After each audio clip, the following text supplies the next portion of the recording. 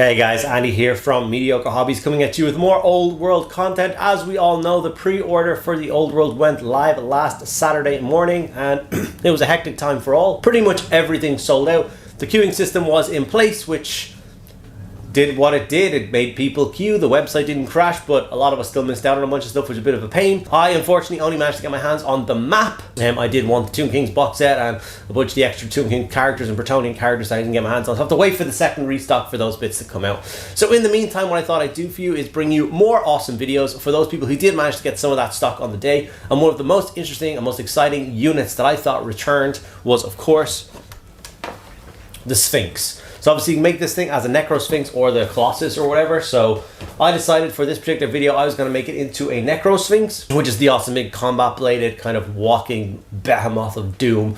It's absolutely incredible miniature. Incredible character, and back in the day it was one of those things that seemed quite intimidating to paint. So what I'm going to do in today's video is try and alleviate those fears for you and help you get those miniatures on the table quickly, efficiently and easily. Before I do that, I just want to say two quick things. One, thank you to all of my active patrons. Without you guys I cannot continue doing what I'm doing, so from the bottom of my heart, thank you so much. If you're interested in getting involved in that, there are links in the description below. Access to a private Discord server and an extra video every single week is just two of the awesome benefits for becoming a member. And two, I am trying my best to get to 100,000 subscribers this year. I really want to push the channel to new heights, give you guys as much epic content as humanly possible. And as a reward system set up for that is I will be hopefully giving away a Titan at the end of this year. So I have these little milestones in mind. So for instance, at 65,000 subscribers, if I get to that at the end of the year, I'll give away a free Warhound. If I get to 80,000 subscribers by the end of the year, I'll give away a free Reaver. And if I get to 100,000 subscribers, I'm going to give away a free Warlord Titan. All you need to do to be in with a chance is make sure that you're subscribed. Okay guys, without further ado, let's get in and paint this awesome Tomb Kings miniature. Okay, so this is the awesome Necrosphinx miniature. I had built it a couple of years ago in the intention of using it for Age of Sigmar, hence that was on that silly circle base or oval base. So I tore it off of that and I laser cut a new sized base. I think it's 100 by a 60, which is what the new Necrosphinx base size is. As for what color to spray it, I sprayed it black. Now you could stop here and spray it black and then you could do the gold with an overbrush, just basically a big heavy dry brush all over to get the whole model gold. I have access to a can of gold spray, so of course I'm going to use it to save myself some time. Can of gold spray is never something bad to have in your arsenal. It's an expensive kind of spray. They're like 22, 26 euro, which is a lot of money for a can of spray. But if you're using it sparingly, or if you're doing a Custodes army or a Stormcast Eternals army or something like that, it will save you so much time that I think it's definitely worth its weight in gold, funnily enough. Especially for something like this. I got a beautiful smooth coat of gold across the entire miniature as a beautiful starting point to start painting this thing. Obviously it's going to save me a lot of time, so I guess it's all about how much you value your time. Okay, after that I pulled up many images of Necrosphinx on Google Images and trying to find out where all the specific gold parts were, and what I did was I targeted those bits with my Reikland Fleshshade wash. So obviously I didn't need to apply it to the entire miniature, as we're obviously going to do some of that bluey marbly effect on quite a lot of the structure. So the Reikland Fleshshade was a, strategic. You literally wanted to find out where all the gold was and make sure you put that. So for instance, those lines underneath his ribcage there, I probably would have done them all blue if I hadn't kept checking resources and realized that they were part of the gold structure as well. After I got the gold done, or the Reikland Fleshshade done, as you can see, it added a lot of warmth to the miniature and to the gold, which is kind of what I was looking for. I didn't want it to be that cold, old, like new looking gold. This is a Tomb King. This is 1,000 years old at least, so I definitely want that. After that I grabbed some Leadbelcher base paint and I gave the whole gold section a dry brush. I just wanted to catch the edges and bring out a bit of I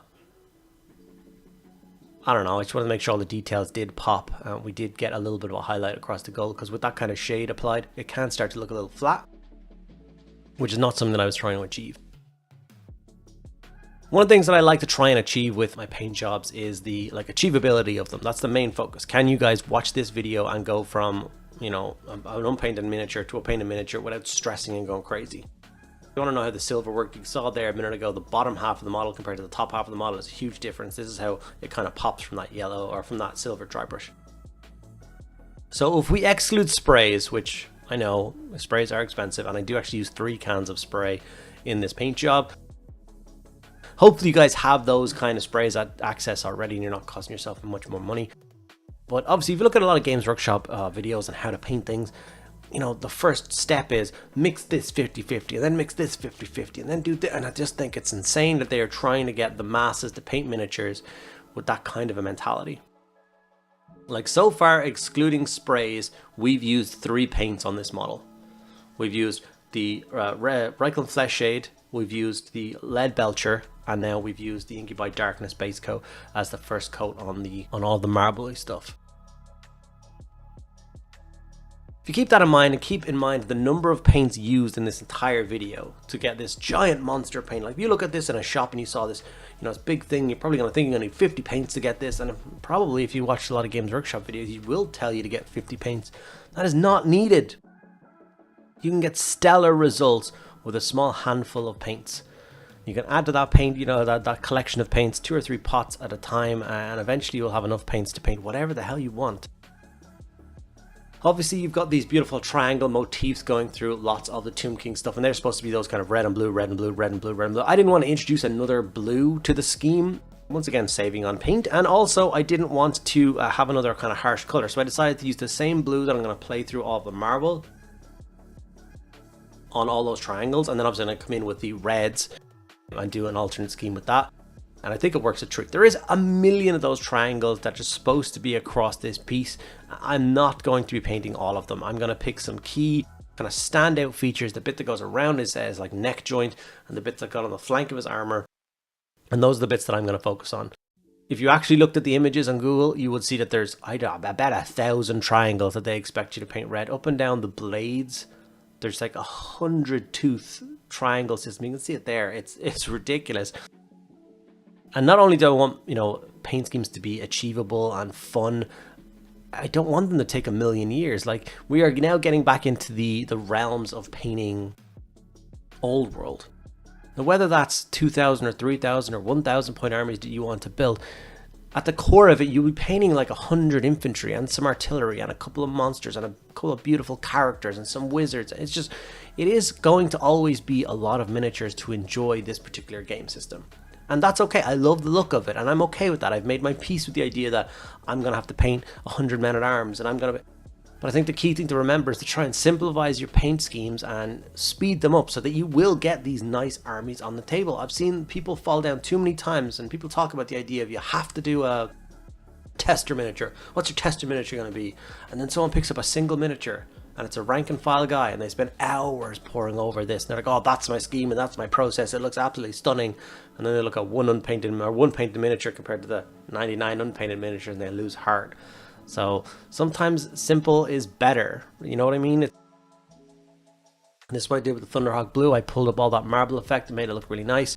I used that to highlight all of the blue triangles as well. We did the Mephiston Red on all of the red triangles. We went back in with the evil Sunz Scarlet now for the red triangles, just to make them pop a little bit more. So what was it? Reikland Fleshshade, Leadbelcher. We did Incubi Darkness, Thunderhawk Blue, 2 coats of red. We're up to what, 6 paints now? Depending on which tail you give it, you're going to need a stinger or you're going to have the big blade. I went for the stinger, which is going to add 2 more pots of paint, which is Warpstone Glow and Moot Green, just to make that kind of envenomed kind of crystal thing pop a little bit. So that's 8 paints. And then, of course, at the end, I'm going to, I want to add a little bit of a shine or a shimmer to the kind of marbly effect. So what I did is I grabbed a can of Minotaurum Varnish, which is another can from Games Workshop, and I gave the whole thing a spray of that. It made the gold a little bit shinier. It made the blue exactly what I wanted it to look like. Super quick, super easy, super effective. We used 3 cans of spray and 8 paints to paint this entire thing.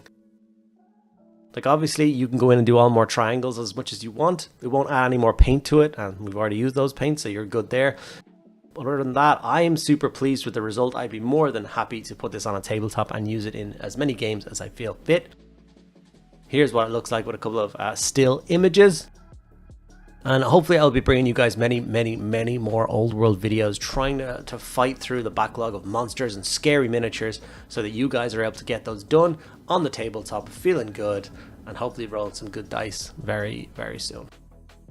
Well guys, and there we have it. I've got my Necrosphinx painted up and ready to serve along my legions of Tomb Kings that I unfortunately still have to paint, but I will get to them at some point in the near future. I'm currently working through Bretonnians for a slow grow campaign with a bunch of friends of mine. So we're going to do an old traditional Tale of Many Warlords style campaign, and hopefully we'll bring you a bunch of content around that in the near future as well. If you enjoyed the video, make sure you give the video a like. Let me know what other content from the old world you would like to see, whether that's specific armies, specific miniatures, specific things. I literally have everything for the old world. I was such a huge collector of it back in the day, so my cupboards are brimming with potential. So yeah, if you did enjoy it, make sure you give the video a like. Ask me any questions you want in the comments below. I will get back to each and every one of you guys, and make sure that you're subscribed to see more old world content and be in with a chance to win a Titan.